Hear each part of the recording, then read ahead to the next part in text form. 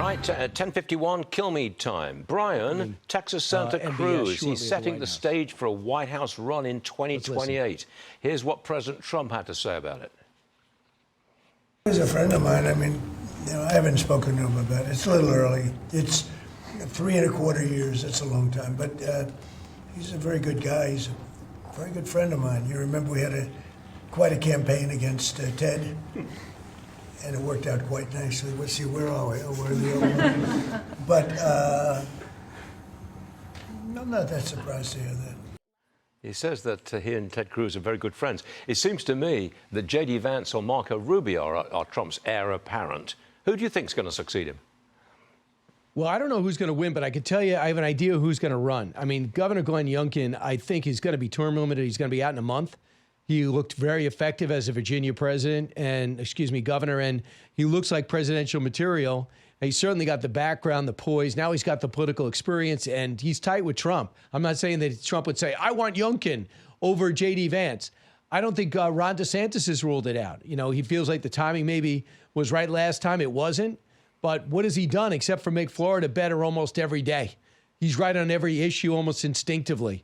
You know, is he great at running for president? Not yet. But is he probably great at doing the job? He's shown every indication he would. You know, I don't think there's other people like Kristi Noem. I think people have speculated that she would consider running on it. I don't think that it's going to be like those incumbent situations where there's just a handful of people out there and they usually fringe. Like Joe Biden really had no competition. They chased RFK out. This time, I think Democrats are going to be sure to have an open field. But for the Republicans, too, it's going to be kind of interesting because President and J.D. Vance are really one. And also, I think part of him loves the idea of the apprentice to succeed him. Yep. And he could kind of audition the whole time and kind of drag it out a little. Yep. So I think that he's going to think it through. I think you're right. This is for you, Brian. Billionaire Bill Ackman. He says the online, you've seen, you know what's coming. The online culture has destroyed the ability to spontaneously meet strangers.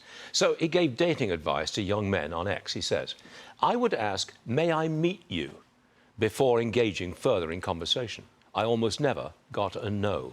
What do you say to that, Brian? Of course, well, who would say no to a handsome guy who happens to be a billionaire? Right. If his first line, I think he maybe in total candor, his first line was, I'm a billionaire, may I meet you? Right. That might be different. But let's say he wasn't, let's say he had to meet a woman by saying, I'm just a millionaire, may I meet you? But let's say he doesn't say any of that. Let's say he walks up and does that. You know what's intriguing about that line I brought up on Fox and Friends today? And again, it's not my line, but it makes someone say, what do you mean by that? It makes you have a follow-up question of almost define it. Rather than no or yes, you go, may I meet you? Aren't you meeting me now?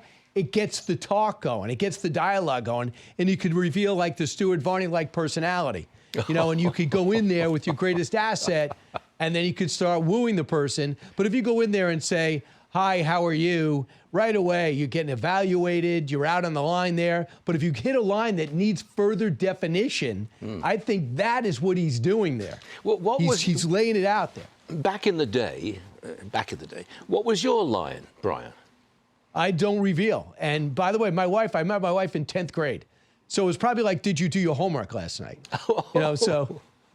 You know, so I mean, I live a very relatively simple dating life. Can I come over tonight Can I come over tonight and we'll do our homework together? That would be a good one. That would be a good one. So, Stuart, I wish I knew you back then. That would have been great.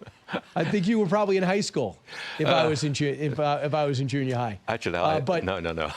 but just Stuart, in the big picture though, it's going to be really intriguing. But your original question, the last thing President Trump wants to be is a lame duck.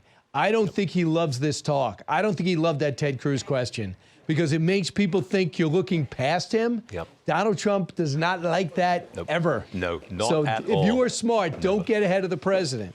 You're right. Brian, that was great.